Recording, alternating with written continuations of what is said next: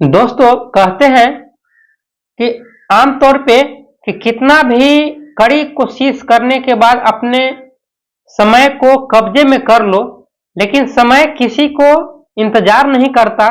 समय किसी के बस में नहीं होता। समय कब किसके साथ एकजुट हो जाता है और समय किसके साथ एक समय अपने घर को भी बर्बाद कर सकता है, इसका कोई ठिकाना नहीं होता। नमस्कार, आदाब, सत श्री अकाल। मेरा नाम रामजी राज है। मैं बात कर रहा हूं, ये है दिल्ली प्रदेश का, और दिल्ली प्रदेश में एक शहर पड़ता है गुरुग्राम। गुरुग्राम का घटना है। राहुल जब गुरुग्राम में जाते हैं अपने जॉब के तलाश करने, जैसे ही रेलवे स्टेशन पे पहुंचता है, रेलवे स्टेशन पर पहुंचता है, ट्रेन का इंतजार करता है। वहीं पे अपने 10 साल से पहले की बात है कि संगीता भी इसके साथ शादी किया था, और शादी करने के बाद अपना तलाक ले लेती है, और तलाक लेने के बाद अपने मायके चली जाती है। अब ये भी अपने पिता को इलाज कराने के लिए दिल्ली शहर में जाती है। उसी वक्त संगीता भी अपने रेलवे स्टेशन पर ट्रेन आने का इंतजार करती है। तब से ही इंतजार ही कर रही थी, और इधर से राहुल भी अपना किसी इंस्टीट्यूट में एक कंपनी वाले आए थे इंटरव्यू लेने। वहां पे इनका सिलेक्शन हो जाता है, और सिलेक्शन होने के बाद यही इंटरव्यू वहीं पर दिल्ली प्रदेश में भी इंटरव्यू मौखिक होने के लिए रहता है। तो ट्रेन पकड़ के जाने के लिए निकल पड़ता है घर से। जब जैसे ही स्टेशन पर पहुंचता है, ट्रेन का इंतजार करता और कदम आगे बढ़ता है। बढ़ते ही वहां पे प्लेटफार्म पर बैठने वाला सीमेंट के बनाए हुआ था, वहां पे जैसी नजदीक आती है, हूबहू इसके अंदर में लगता है कि शायद मेरी संगीता ही तो नहीं है। चेहरे से हूबहू ऐसा नजर आता है, और धीरे आगे बढ़ता है राहुल ने, और आगे बढ़ते बढ़ते और करीब पहुंचते पहुंचते हूबहू संगीता ही रहती है। संगीता से राहुल ने हिचकिचाने लगता है, और वो सोचता है मन ही मन, मैं आखिर बात करूं तो कैसे करूं। वहीं पे संगीता के बगल में बैठे हुए युवक लोग रहते हैं। उन लोगों से पूछते हैं कि भैया यहाँ मेरे सीट थोड़ा दे दीजिए, मुझे इनसे कुछ बातें करना है। हालांकि टूरिस्ट लोग जो इंतजार कर रहे थे, उन लोग भी ट्रेन का, उन लोगों ने उस सीट को छोड़ करके बगल वाले सीट पर बैठ जाते हैं, और वहां पे राहुल ने बैठ जाता है।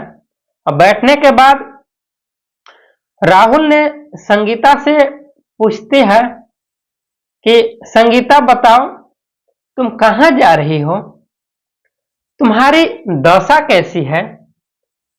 पहले तो हमसे लड़कर झगड़कर हमसे अलविदा हो गई हो, और काफी पहले तंदुरुस्त थी, लेकिन अब क्या हो गया कि यहां से जैसी अपना मायके गई, और आज के टाइम में मैं देख रहा हूं कि काफी आपका बुरा स्थिति, चेहरे पर रौनक दिखा रहा है।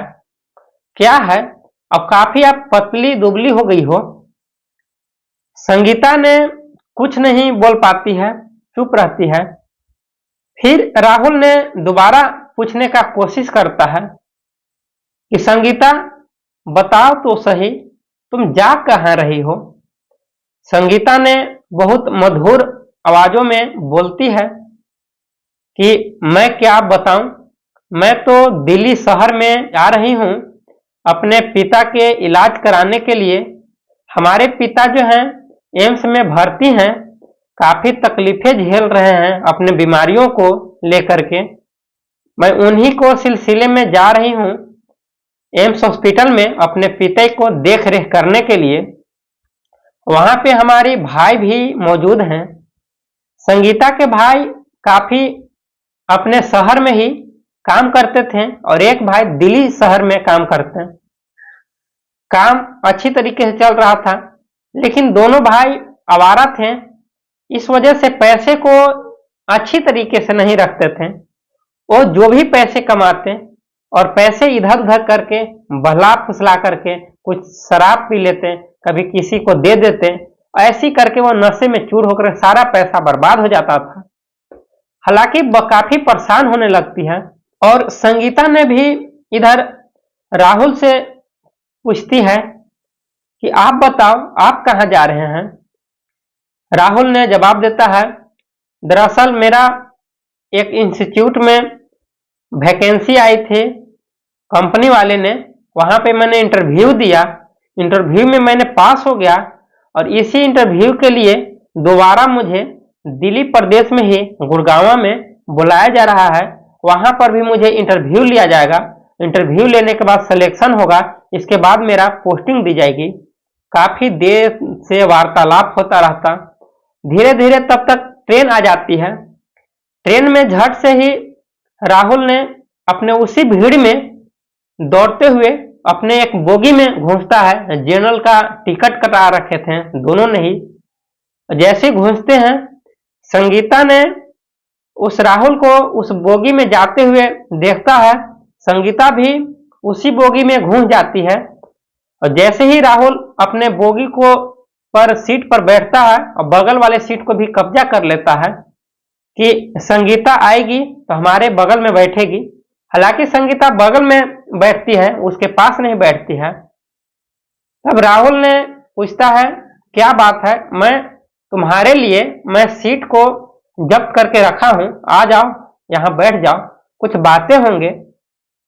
तब से संगीता ने मान लेती है और आकर के राहुल के बगल वाली सीट पर ही बैठ जाती है। बातें चीतें होते रहता है। तब तक चाय वाला आ जाता है और चाय वाला आने के बाद वो 2 कप चाय भी लेते हैं और चाय लेने के बाद दोनों एक एक कप पीते हैं चाय। उसका पैसा राहुल ने भरपाई करता है। संगीता ने बोलती है कि नहीं रहने दो, इसका पैसा मैं दूंगी। बोला तो नहीं, कोई बात नहीं। अलविदा हुए हैं, लेकिन प्रेम जो है, दिल का जो धड़कन है वही अभी भी विद्यमान है, जो पहले हम लोग के बीच में हुआ करता था। रहने दो, कोई दिक्कत नहीं है। तुम तो एक सीनियर घर के लड़की हो, जिस वजह से हमसे अलविदा होकर के भाग गई हो कि मैं अच्छी तरीके से रहूंगा। मैं तो बेचारा गरीब हूं, आखिर मैं जितना हो सका उतना मैं परवरिश किया। जो भी मेरे से गलती हुआ है उसको माफ कर देना। संगीता ने रोती ही बोलती है कि देखिए, कोई ऐसा बात नहीं है, गलती तो मेरा था कि मैं पैसे के लोभ में, मैं अपने धन दौलत के लोभ में आपसे मैं अलविदा हो गया और मैं घर निकल गया और घर पे अभी तक भी शादी भी नहीं हो पाया है। क्या आपका शादी हो गया है? राहुल ने जवाब देता है, शादी से क्या मतलब, जब मेरा एक पत्नी थी, वो पत्नी ही जब पहली पत्नी ही साथ नहीं निभाई, क्या हकीकत है कि आने वाली दूसरी पत्नी भी हमारे साथ साथ निभा पाएगी? इसलिए मैंने बहुत हिफाजत किया, बहुत कोशिश किया, लेकिन मेरा पहली पत्नी छूट जाने की वजह से मेरा दिल नहीं करता है। अब मैं शादी करने के लिए सोचता भी नहीं हूं, नहीं मैं प्लान बनाता है। लेकिन देखते हैं ऊपर वाले की दुआ है, क्या होता है। ऐसी बातें चितें चलता रहता है।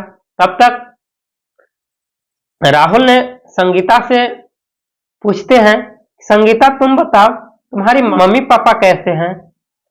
हमारा एक बच्चा था, बच्चा का क्या हाल है? संगीता ने बहुत बिलखती हुई बोलती है, दरअसल मैं क्या करूं, मैं खुद ही विवश हूं। आपका जो बच्चा है, आपका बच्चा काफी आपको गुहार लगाती है, बोलती है कि पापा कब घर आएंगे, कब हमसे मिलेंगे। लेकिन मैंने सहला फुसलाकर उसको ये बोलता कि कुछ पल में आ जाएंगे, अभी बाहर गए हुए हैं, आखिर करे तो क्या करें। और वहीं पर हमारी एक भाभी थी, भाभी भी काम करते करते वो डेथ कर गए। हमारी माँ भी थी, माँ भी चली गए। काफी मैं बुरी तकलीफें झेल रहा हूं, उस तकलीफे से मेरा छुटकारा कब मिलेगा। पता नहीं, कुदरत का देन है। राहुल ने पूछता है, अच्छा मैं पैसे दिया था 4 लाख रुपए, वो 4 लाख रुपए क्या हुआ? संगीता ने बताती है कि आप जो पैसे दिए थे उस पैसे से हमारा भाई ने आवारा गिरी करके, अब नशे में चूर होकर के सारे पैसे को शराब के को पी गया, और अपना ही नहीं बल्कि और ठेके वाले पर जा जाके और दोस्तों के साथ पिला करके मेरा सारा 4 लाख रुपए पैसे बर्बाद कर दिया। इस वजह से मैं काफी टूट चुकी हूं, मैं अब करूं तो क्या करूं? तब फिर राहुल ने और 2,000 रुपए देता है संगीता को। संगीता ने इनकार करती है कि नहीं, मैं नहीं लूंगा, मैं पैसे का इंतजाम इलाज के लिए कर दिया हूं। राहुल ने पूछता है कि यदि हमारे लिए जरा सा भी चाहत होगा, प्रेम होगा, तो 2,000 पैसे जो मैं दे रहा हूं उसको रख लो, इसे नाश्ता पानी कर लेना, कोई दिक्कत नहीं होगा। तब तक ट्रेन आ जाती है अपने स्थान पे। जैसे ही दिल्ली पहुंचती है ट्रेन, दोनों उतरते हैं, अपने अपने स्थान पे जाते हैं। यहाँ पे राहुल ने अपने गुड़गांव कंपनी में इंटरव्यू देने चले जाते हैं, और वहीं पे संगीता ने अपने एम्स हॉस्पिटल में चली जाती है, अपने पापा को इलाज को देखती है। तब तक पिताजी का जो भी तबीयत रहता है थोड़ा सही हो जाता है, वो घर आने के लायक हो जाते हैं। तब उधर से भी एक नंबर ले लेते हैं दोनों ने। जैसे ही 1 सप्ताह बीतता है, वहां से राहुल का सिलेक्शन हो जाता है। राहुल 80,000 रुपए तनख्वाह पे ड्यूटी लगता है, वो भी एक ऑफिसर के पद पे। जैसे ऑफिसर के पद पे ड्यूटी लगता है तो टाइम दिया जाता है, उस टाइम पे आने के लिए। फिर दोनों ने अपने खुशी खुशी से कॉल करके रेलवे स्टेशन पर पहुंचते हैं।